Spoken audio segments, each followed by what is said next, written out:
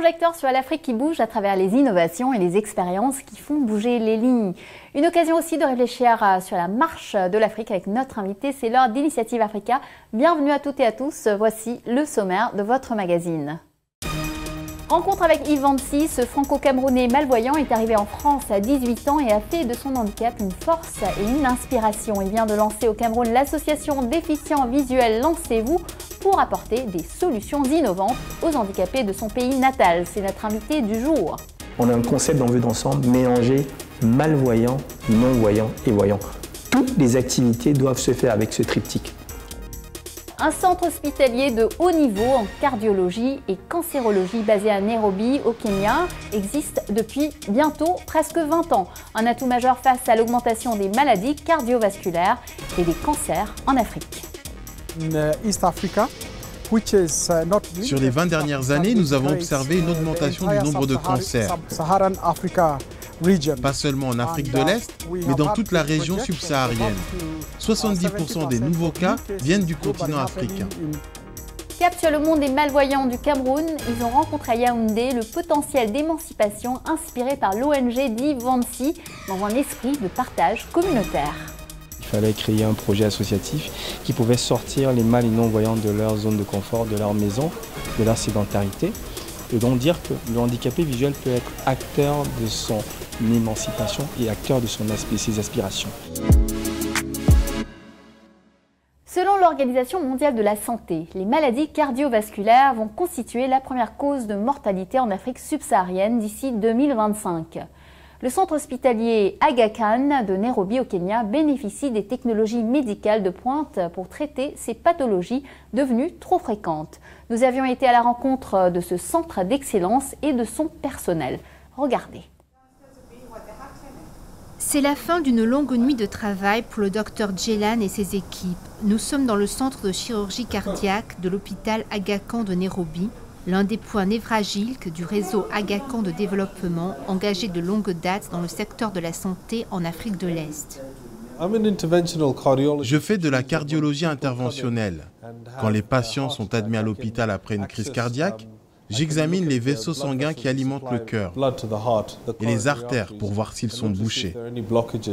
Pourtant, rien n'avait préparé ce praticien expérimenté arrivé il y a 1 an d'Angleterre au nouveau paysage de la santé en Afrique. Quand je suis arrivé ici, ça m'a frappé de voir qu'il y avait autant de problèmes cardiaques à traiter dans cette région du monde.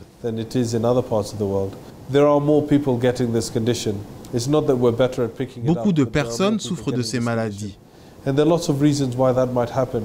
Il y a aussi de plus en plus de cas de diabète. Et près d'un tiers des Kenyans de plus de 25 ans souffrent d'hypertension. Dans une autre aile de cet établissement de santé privé fondé en 1958 et aujourd'hui le plus réputé de Nairobi, le docteur Makumi traite lui aussi avec une nouvelle réalité africaine. Les changements de mode de vie et la pollution industrielle aboutissent à une croissance inexorable du nombre de certains cancers. Au Kenya, on dénombre 20 000 morts et 28 000 nouveaux cas par an. Sur les 20 dernières années, nous avons observé une augmentation du nombre de cancers. Pas seulement en Afrique de l'Est, mais dans toute la région subsaharienne. 70% des nouveaux cas viennent du continent africain. Et c'est justement dans cette partie du monde que l'on refuse souvent un traitement adapté, le plus souvent par ignorance d'un mal encore méconnu. Nous nous occupons de beaucoup de patients qui préfèrent utiliser la médecine traditionnelle, les plantes, mais ces traitements ne sont pas toujours adaptés à leurs problèmes. Pour nous, c'est un vrai défi de changer cette mentalité et de leur faire comprendre qu'ils peuvent être mieux soignés avec la chimiothérapie ou la radiothérapie plutôt qu'avec la médecine traditionnelle. Moins de maladies infectieuses, plus de maladies cardiovasculaires et de cancers. Cette évolution a une incidence financière difficilement supportable. Comme dans les pays développés, ces pathologies coûtent très cher aux hôpitaux et aux malades. Le nouveau centre de cardiologie et de cancer de l'hôpital Aga Khan de Nairobi qui développe des techniques pionnières en cardiologie et une politique de dépistage précoce des cancers, a coûté 50 millions de dollars. Trouver des solutions pour soigner avec des traitements de pointe sans laisser les plus démunis au bord de la route est un défi quotidien. Le système de santé du réseau AKDN, présent en Afrique de l'Est depuis des décennies avec 4 hôpitaux, 66 cliniques de consultation et 5 centres de soins en Tanzanie, cherche à s'adapter à la nouvelle donne.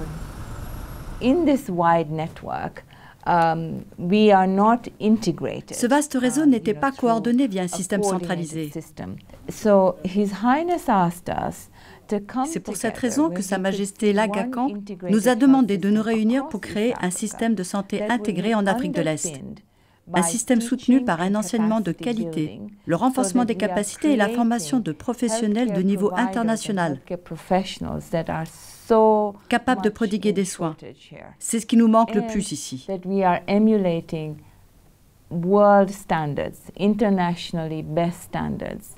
Nous faisons aussi des recherches sur les maladies propres à la région pour trouver des solutions viables économiquement et que l'on peut appliquer ailleurs.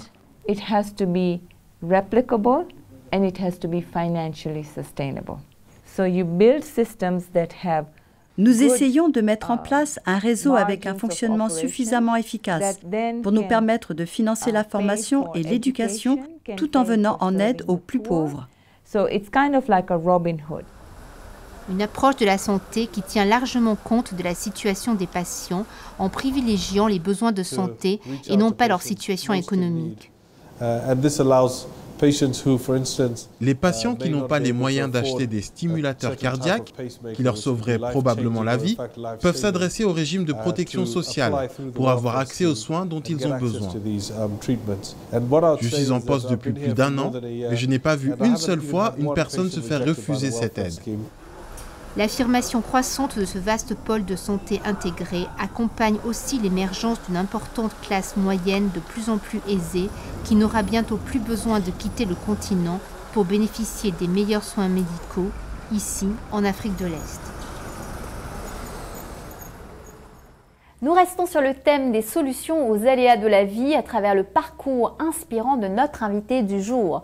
L'entrepreneur social et solidaire Yves Vancy a voulu apporter à son pays natal le concept de son association déficients visuels Lancez-vous, qui vise à rompre le cloisonnement des handicapés visuels en leur permettant de vivre leurs rêves. Il a expliqué comment à Laurence Sustras et Thierry Schiller. Yves Vancy, vous venez de lancer une ONG au Cameroun. En quoi se différencie-t-elle des autres ?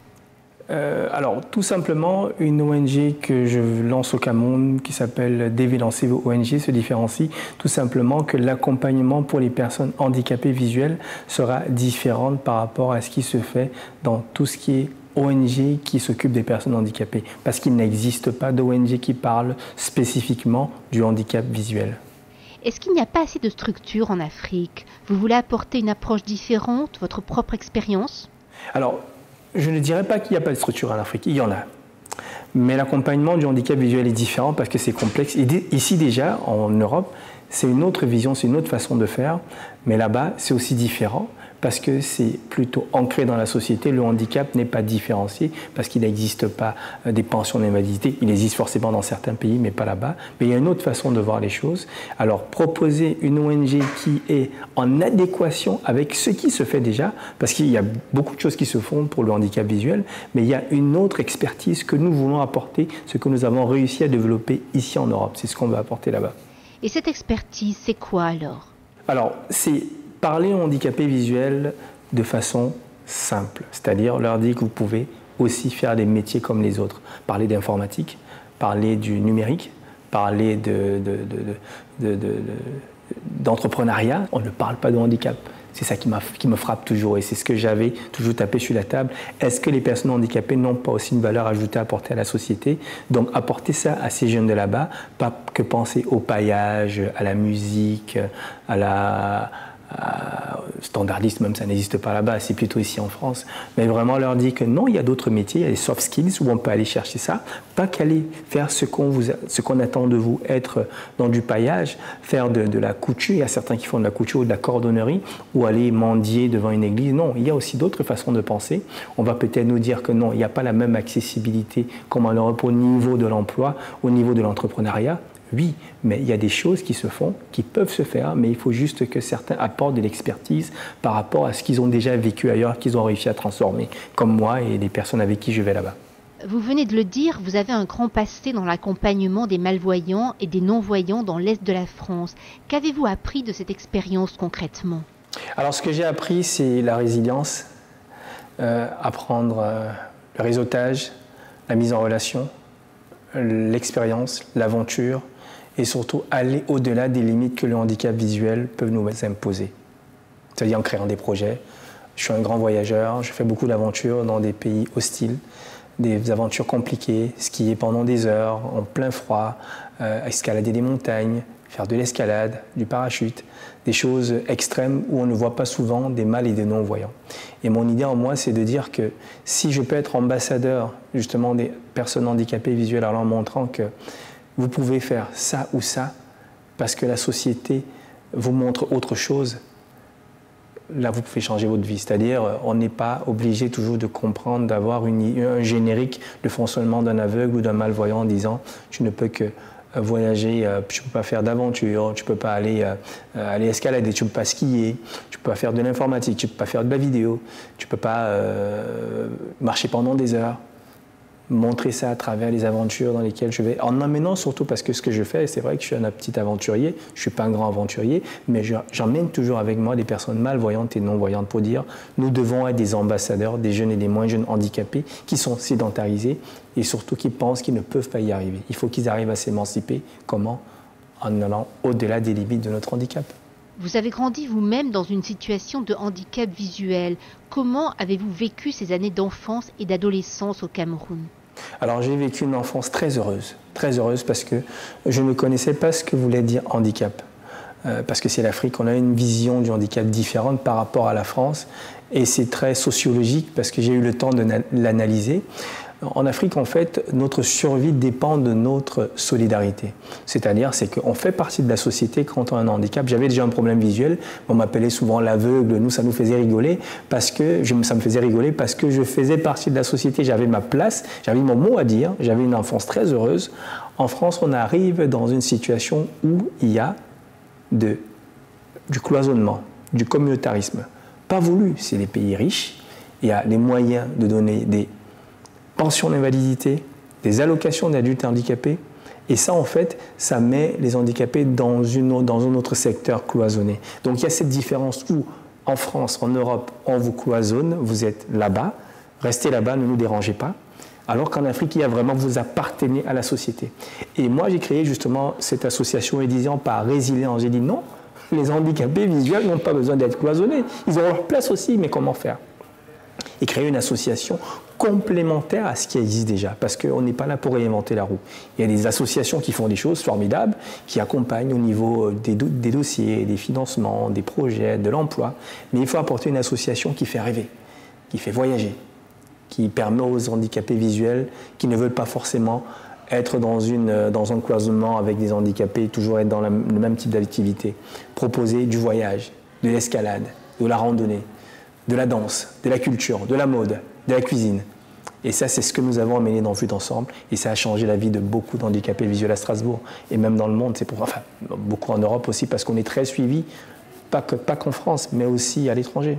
Parce qu'on a ramené notre dynamique, parce qu'on a ce que je veux ramener justement dans l'ONG, c'est on a un concept dans Vue d'ensemble, mélanger malvoyants, non-voyants et voyants.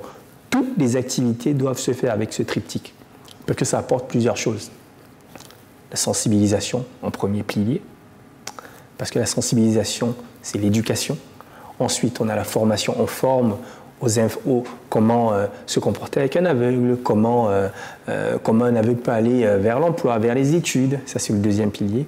Le troisième pilier, c'est maintenant la création, créer des projets avec les handicapés, proposer des choses à les handicapés, les associations, créer une entreprise, créer un mouvement, créer des soirées, Le troisième pilier, maintenant, c'est l'accompagnement après cette création. Donc, on accompagne vers une création qui s'est faite par des personnes handicapées, malvoyants, non-voyants et des valides, bien évidemment. Et le cinquième pilier, c'est l'émancipation. Bienvenue pour la deuxième partie de notre émission. Je vous propose maintenant de suivre notre invité Yves Ancy dans son voyage à sa patrie d'origine, le Cameroun. Son ONG a initié un ambitieux projet pour inclure les handicapés à travers des solutions plus innovantes et diversifiées que celles qu'ils trouvent habituellement à leur portée. Redonner espoir, amener les personnes vivant avec une déficience visuelle à laisser éclater leur génie et en faire usage, changer le regard négatif sur le handicap visuel et les potentialités des handicapés, c'est le combat dans lequel il s'est lancé à Yaoundé, sous l'œil de la caméra de notre correspondant Aboubacar Sidik Mounchili. Regardez. C'était un déplacement dans son pays d'origine, à la rencontre des jeunes souffrant de déficience visuelle dont Yves Ancy rêve depuis plusieurs années. Cet entrepreneur social de la diaspora camerounaise en France y a été évacué très jeune à la recherche de soins pour cause d'une maladie oculaire sévère. Ayant grandi au Cameroun, je ne savais pas ce que c'était un handicapé. Pour moi, un handicapé, c'était quelqu'un qui était en fauteuil ou quelqu'un qui était boiteux, comme on disait, comme on dit communément ici. Et en partant d'ici, donc je n'avais pas toutes ces notions-là. Et c'est là-bas où je découvre vraiment que le handicap, c'est communautaire. On reste entre nous, on fait les choses entre nous, on vous donne des pensions, des subventions, vous ne dites rien, vous ne faites rien. Et dans la foulée, j'ai découvert un monde qui était un peu sédentarisé, qui n'était pas sensibilisé aussi à ses potentialités, à ses capacités, et un monde qui n'avait pas d'avenir. Malvoyant lui aussi, cette expérience-là a revolté et surtout forgé en lui des armes et des idées pour se lancer dans le combat permanent de détacher les handicapés mal et non-voyants des freins et autres préjugés à leur épanouissement. Pour moi, c'était une révolte et c'est comme ça que tout doucement, je me suis dit qu'il fallait créer un projet associatif qui pouvait sortir les mal et non-voyants de leur zone de confort, de leur maison, de leur sédentarité. Et donc dire que le handicapé visuel peut être acteur de son émancipation et acteur de ses aspirations. Et c'est comme ça que j'ai toujours voulu revenir au Cameroun.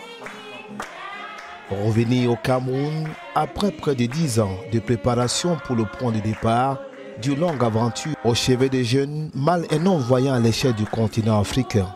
Yves Ancy a choisi de le faire avec des solutions et à travers un projet, l'ONG Dévélancez-vous et le concept Partageons la cola du nom de ce fruit sous forme de noix, très prisé en Afrique, issu du colatier qui se mange ici en communauté et qui occupe une place importante dans les traditions.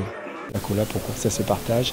On a décidé de lancer le concept Partage la cola parce qu'on apprend avec notre cola et les jeunes mal et non-voyants nous apprennent avec leur cola. C'est le début d'une longue et grande collaboration parce que eux, ils viennent avec le concept d'Europe, ce qu'il se fait déjà en Europe. Ils viennent nous rencontrer tout en voyant déjà ce qui se fait sur le terrain. Je trouve qu'une rencontre celle-ci est une rencontre qui ne cesse d'illuminer, d'enlever l'ombre qu'il y avait dans la pensée d'une personne qui vit en situation de handicap. Cette rencontre à Yaoundé a permis de présenter le contenu de cette initiative et d'offrir aux jeunes toute une pléthore d'activités pendant 2 jours. Débats, projections, ateliers, coaching, descente sur le terrain, entre autres. C'est la suite d'un travail commencé depuis 1 an. Nous avons déjà commencé le travail. Le travail il a commencé il y a 1 an, déjà avec la rencontre avec des jeunes. Ça commence d'abord par la discussion. On échange, on partage, on rencontre, on se raconte nos anecdotes, on se raconte notre vie et comment on est arrivé à un certain niveau. Pour la petite anecdote, j'ai fait participer à un jeune d'ici à un concours international de podcast entre malvoyants, non-voyants et voyants. Il pensait qu'il ne pouvait pas y arriver, il a fait en ligne, il a gagné le premier prix. C'est déjà ça un accompagnement.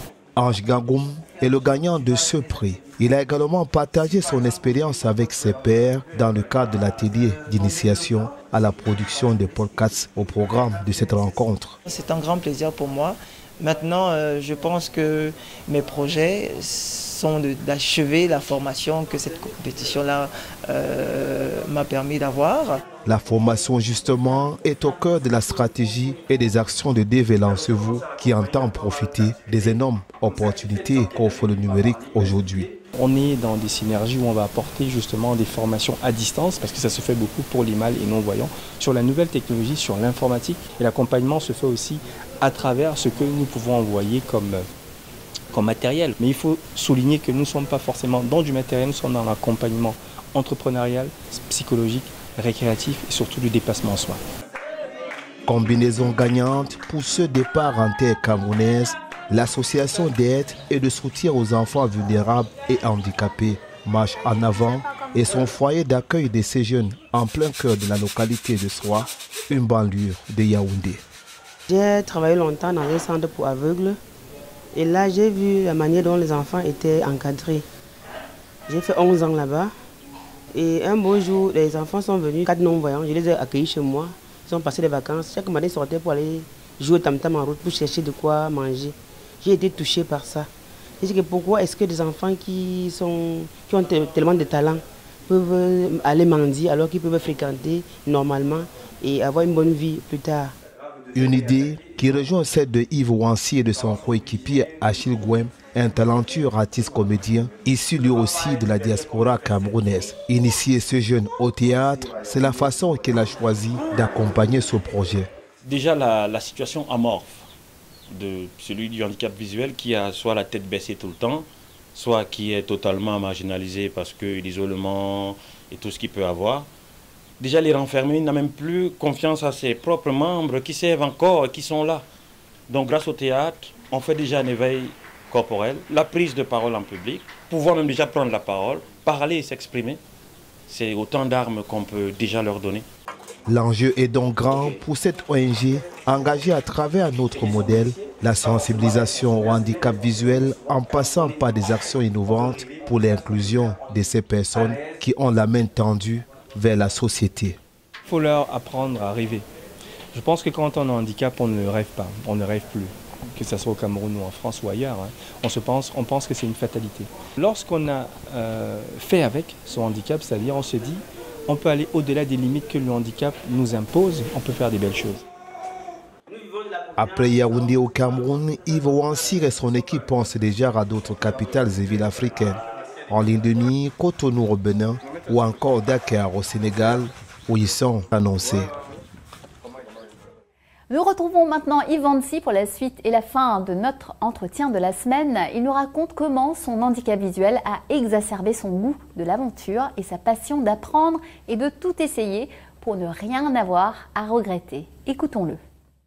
Yves Wansi, vous êtes arrivé en France à 18 ans. Quels souvenirs gardez-vous de cette période après cette enfance au Cameroun, où vous ne vous sentiez pas harcelé, où vous vous sentiez faisant partie d'une communauté? Bien sûr, on voit vraiment, c'est frappant parce qu'on a une vision, on pense que tout le monde, nos amis, toutes les personnes sont nos amis, on arrive dans un pays comme si on pense comme des bisounours, on dit voilà, parce qu'on est africain, on est ensemble, parce que on a vu quelqu'un qui nous ressemble, nos mêmes couleurs de peau, alors que c'est plus subtil que ça. Il n'y a pas de bonjour, par exemple, si on ne se connaît pas, c'est pas pareil, c'est pas comme chez nous, dans nos quartiers, dans nos villes où on a été au Cameroun, on se connaissait à peu près tous. Ici, même si on se connaît, on peut se faire la gueule. Il y a aussi le climat qui cloisonne. Il y a l'éducation, aussi l'éducation culturelle du pays, parce qu'il faut connaître les codes, il faut savoir les codes. C'est des choses qu'on ne sait pas, parce qu'on vient dans une situation où on vient déjà étant en situation de maladie, c'est déjà un problème, et en plus, étant étranger, un autre problème. Donc il faut comprendre comment on veut se comporter avec une personne handicapée et une personne qui a une autre couleur de peau. Votre vie est pleine de passion. Est-ce que c'est le défi de votre handicap qui a démultiplié votre envie de vivre? Il est possible, mais j'ai déjà une phrase qui m'accompagne tous les jours, c'est la phrase de mon père, et je pense que c'est ça aussi qui m'aide à vouloir décupler mon envie de faire plusieurs choses. Il m'avait dit une fois, j'ai toujours gardé ça, c'est qu'il ne faut jamais regretter de ne pas avoir essayé, il faut essayer pour ne pas regretter. J'essaye tout ce qui me passe par la tête, tout ce que je vois, tout ce que je peux faire, pour la simple raison que lorsque vous êtes handicapé ou lorsque vous avez un handicap, la vie ne vous offre pas beaucoup de choix. C'est-à-dire, vous êtes cloisonné à 2-3 choix. Et souvent, ce que je dis, le plus important dans la vie n'est pas de posséder les meilleures cartes, mais de bien jouer avec celles que nous avons entre les mains. Et ce qui se passe, c'est qu'à chaque fois que je trouve quelque chose qui m'arrive, où j'ai une rencontre, où j'ai une opportunité, je dis peut-être c'est une carte de la vie et je fonce. Et aussi je me dis que peut-être je vais devenir aveugle dans quelques années. Pourquoi pas toucher à tout et rendre tout accessible, et comme ça quand je perdrai la vue, je saurai, comme c'est moi qui l'ai développé avec certaines personnes, je saurai que pour moi ce serait facile d'accéder à telle ou telle activité. Et je pense dans la vie il faut être pluridisciplinaire, parce que la vie quand vous êtes aussi handicapé ne vous offre pas beaucoup de choix, comme j'ai dit. C'est que quand vous avez une opportunité, il faut la saisir. Et je saisis toutes les opportunités qui me passent sous la main.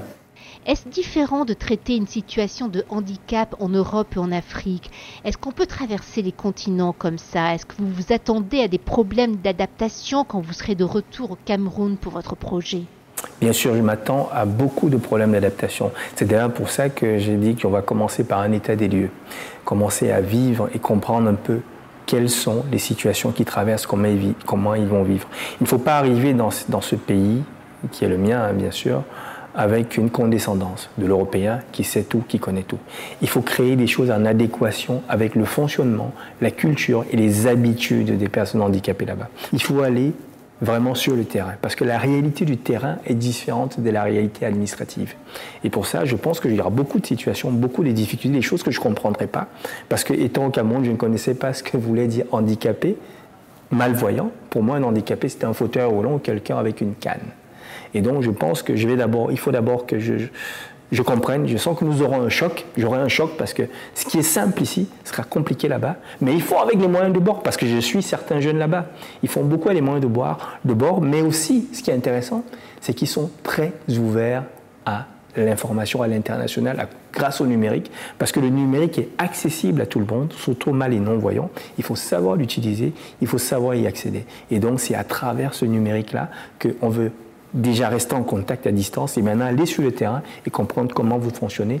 Et si je peux apporter une solution à un problème dans le fonctionnement régulier de certains, c'est comme ça que je vais passer. Je ne vais pas lui apporter une solution avec une nouveauté, mais c'est juste dire amener un boulon dans sa machine, un nouveau boulon dans sa machine. C'est un peu ce que nous voulons proposer.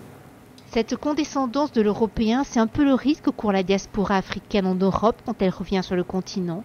Ah bien sûr, pas tous, hein. Il ne faut pas englober tout le monde. Mais je pense qu'on a cette condescendance étant parti en Europe dans des bonnes conditions, ou les mauvaises après être bien, et revenir en disant oui, les petits, ceux qui sont restés en Afrique, moi je sais plus que vous parce que je viens d'ailleurs.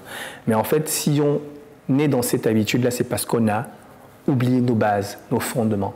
Nos fondements, c'est l'humilité, la connaissance, l'apprentissage, et surtout le respect des aînés. Et certains, souvent, n'ont pas ça.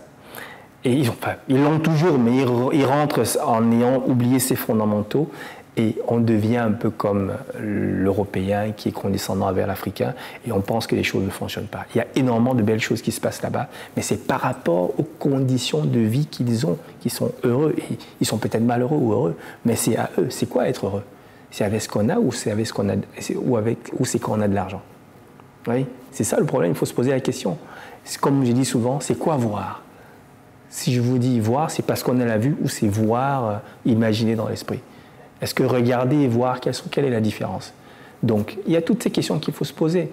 Donc, il faut être humble, avoir beaucoup d'humilité et comprendre. Et il y a cette condescendance qu'il faut gommer. Même déjà, entre Africains en Europe, il y a aussi cette condescendance qui est née parce que souvent, quand vous êtes le premier dans une entreprise ou dans une ville à être soit élu, soit manager ou patron ou start-upper hyper connu, vous avez la condescendance envers vos semblables. Ça arrive très souvent, mais ce n'est pas tous. J'aime dire souvent, il y a de l'exception.